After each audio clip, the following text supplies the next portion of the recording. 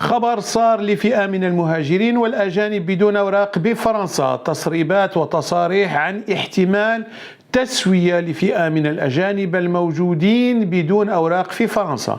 العديد من الوزراء في الحكومة يساندون هذه الفكرة وماكرون لا يرفض ذلك. كيف تكون التسوية؟ لمن ومتى ولماذا؟ هل هذا القرار هو اختيار الحكومة أو عكس ذلك؟ وما السبب الذي دفع الحكومة التفكير في ذلك؟ ما هي الحالات التي تستدعي طلب تصريح بالعمل l'autorisation de travail؟ وما هي الإجراءات والشروط والمراحل؟ ومن هم المهاجرون والأجانب المعنيون بهذا التصريح؟ هل فقط الذين هم بدون أوراق أو حتى الذين لهم بطاقة إقامة؟ وما هي أنواع البطاقات التي تستدعي ذلك؟ لكم منصة لطلب تصريح العمل إخواني أخواتي. كل هذه العناوين والمستجدات إخواني أخواتي أوضحها لكم بعد هذا الفاصل.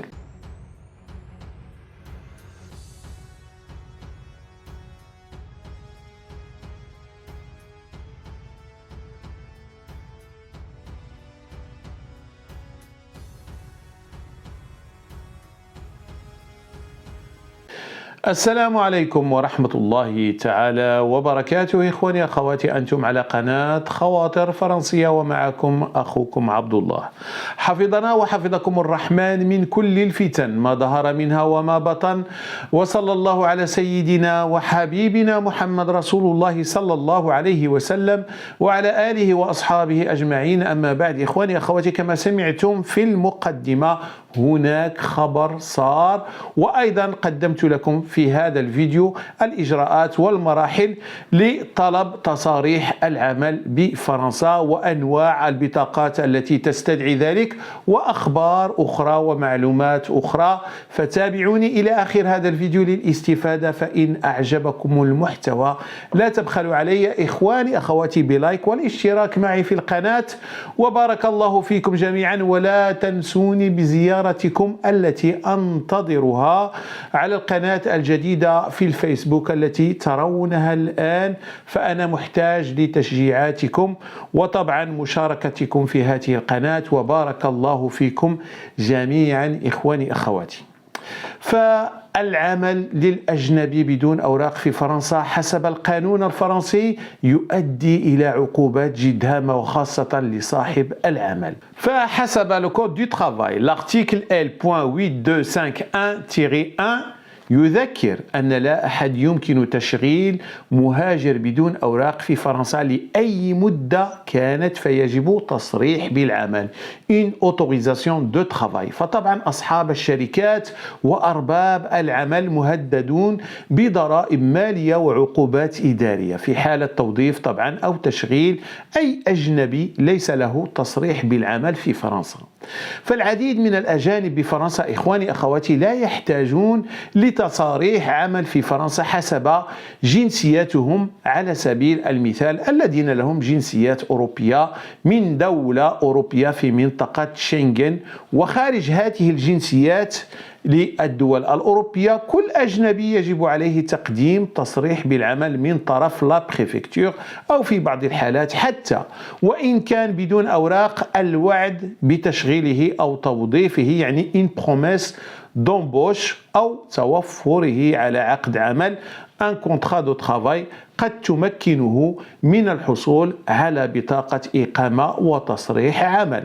فهناك بطاقات إقامة إخواني أخواتي دي كارت دو سيجور، لكن صاحبها أو أصحابها لا يستطيعون العمل لأن ليس لهم تصريح بذلك. فلائحة بطاقات الإقامة التي صاحبها يحتاج لطلب تصريح بالعمل مذكورة في البند من قانون العمل R5221-3. مثلا بطاقة الإقامة للطلاب الأجانب أو العمال الموسميين، وبطاقة الإقامة لا كارت دو سيجور التي تعفي صاحبها من طلب تصريح بالعمل، وهي لا كارت دو ريزيدونس دو 10 ans، باسبور طالون مثلا، كارت دو سيجور بلوريانيوال، وبعض بطاقات الإقامة التي توجد فيها مونسيون إشارة في بريفي اي فاميليال.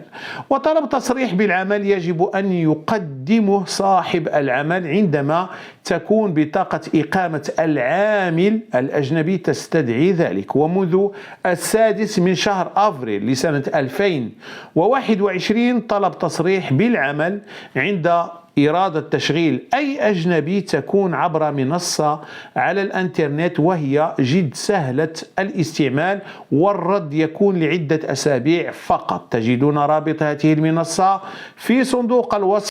أيضا عند طلب ذلك صاحب العمل مباشرة يتوصل بعد ذلك بإيصال عن دليل طلبه، وكما قلت مدة الرد لا تتعدى شهرين. ففي حالة عدم توصل صاحب العمل بالرد في هذه الفترة، يعني فترة شهرين، يكون ذلك دليل على رفض طلبه لعدم توفره على جميع الشروط مثلا.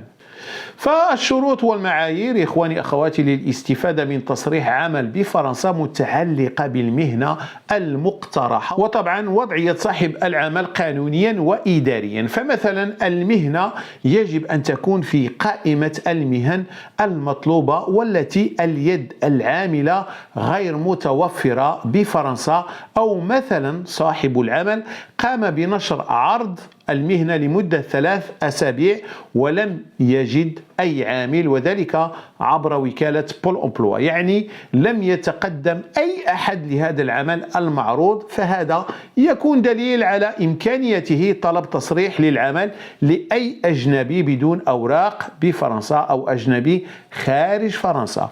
وبالتالي إخواني أخواتي عملية الحصول على تصريح العمل لوتوريزاسيون دو ترافاي تبقى معقدة، وفي بعض المرات تستدعي إجراءات إدارية معقدة، وذلك حسب نوعية بطاقة الإقامة ووضعية الأجنبي وأيضا المهنة المقترحة. فيجب دائما قبل طلب التصريح بالعمل الحصول على معلومات كافية، وطبعا يجب أخذ الوقت الكافي لتجنب عقوبات والحصول على التصريح بنجاح.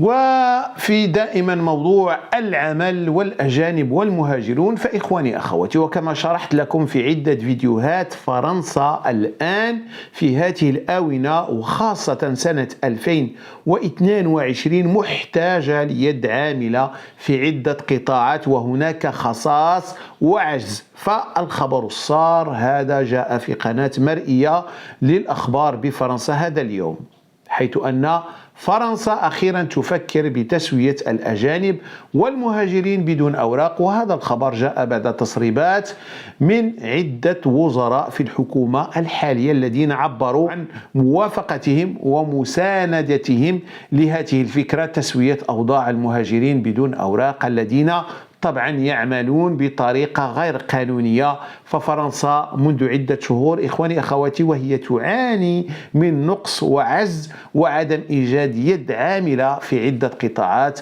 وأرباب العمل والشركات تصرح أنها تجد صعوبات للتشغيل، خاصة قطاع المطاعم والفندقة، قطاع البناء بأنواعه، قطاع النقل، وأيضا قطاع خدمات الأشخاص سواء المعاقين أو الكبار في السن، يعني لاد دوميسيل. وحسب طبعا تقارير وكالة بول أمبلوا أن 6 شركات على 10 تجد صعوبات وعراقيل للتوظيف والتشغيل منذ بداية سنة 2022. وهذا إخواني أخواتي شكل أزمة قوية بين كثرة العرض وقلة الطلب. والحكومة الفرنسية في قطاعات عدة طبعا شجعت أرباب العمل الاتجاه إلى توظيف يد عاملة من خارج فرنسا، وخاصة من المغرب وتونس في قطاعات الفندقة والمطاعم خاصة. لكن إخواني أخواتي هذا الحل يبقى غير كافي، والعديد من أرباب العمل بدأوا يطالبون الدولة بتسوية أوضاع الأجانب بفرنسا المتواجدين بفرنسا طبعا لتوظيفهم وتشغيلهم بعد ذلك. والدليل على ذلك أن في الخامس من هذا الشهر، شهر أكتوبر، بعض أرباب العمل ونقابات نظموا تظاهرة أمام لا بريفكتور في مدينة نونت للمطالبة بتسوية أوضاع العديد من الشباب أجانب بدون أوراق. فإخواني أخواتي، أمام هذا الخصاص والعجز لإيجاد يد عاملة في قطاعات عدة التي ذكرت كمثل، وأمام طلبات بعض الشركات وأرباب العمل، وأيضا أمام الحلول التي قدم بعض الوزراء في الحكومة طبعا بتسوية أوضاع الأجانب، فحسب قناة RMC أن أحد الوزراء في الكواليس صرح أن الحكومة تدرس حاليا احتمال تسوية لفئة من الأجانب بدون أوراق، وبأن الحكومة لن تستطيع ترحيل كل الأجانب بدون أوراق، فهي محتاجة لفئة من هؤلاء الأجانب بدون أوراق. فحسب دائما إخواني أخواتي قناة RMC أن هذا الوزير الذي لم تريد طبعا القناة إعطاء اسمه تابع قوله بأن حتى الرئيس ماكرون يفكر في ذلك، لكن ليست بتسوية جماعية لكل الأجانب والمهاجرين المتواجدين بدون أوراق بفرنسا، لكن الفكرة المقترحة والتي تدرس الآن هي تسهيل الإجراءات الإدارية وتسهيل الشروط على الأجانب الذين هم متواجدون بفرنسا ويعملون حتى يتمكنوا من تسوية أوضاعهم. وهذا سيكون من بين محتويات القانون الجديد إخواني أخواتي المرتقب لمكافحة الهجرة الغير الشرعية. فللمعلومة إخواني أخواتي، حسب وزارة الداخلية الفرنسية أن هناك ما بين 600 ألف و700 ألف أجنبي مقيم بفرنسا بدون أوراق. فهذا الخبر يبقى بشرة خير إن شاء الله تعالى لإخواننا وأخواتنا الذين ليس لهم أوراق ويعملون سواء ببطاقة إقامة يعني مزورة أو غير صحيحة، أو يعملون كما نقول في الأسود أنواق. فالفرج إن شاء الله تعالى قريب، وقد يكون هذا المشكل الذي تتعرض له الحكومة لإيجاد يد عاملة هو سبب فرج العديد من الأشخاص بفرنسا. أيضا فرنسا إخواني أخواتي تستعد لتنظيم الألعاب الأولمبية سنة 2024، وطبعا هي أيضا محتاجة ليد عاملة لا بأس بها في الفندقة، النقل والمطاعم، وأيضا في الحراسة. فتجدون إخواني أخواتي رابط هذا البرنامج في صندوق الوصف لاباغ دانفو. وبهذا أكون قد وصلت إلى نهاية هذا الفيديو. أتمنى أن هذا الخبر أراقكم وكان صار للعديد من الإخوان والأخوات، وخاصة الذين يعملون بالحلال والذين يريدون تسوية أوضاعهم، وليس الذين أتوا إلى فرنسا فقط لارتكاب الجرائم والجنح وهم منحرفين. إخواني أخواتي، إن كانت لكم تعاليق اتركوها لي أسفل هذا الفيديو، ولا تنسوني بتشجيعاتكم، وبارك الله فيكم. دمتم في رعاية الله وحفظه، وبداية أسبوع موفقة للجميع، والسلام عليكم ورحمة الله تعالى وبركاته.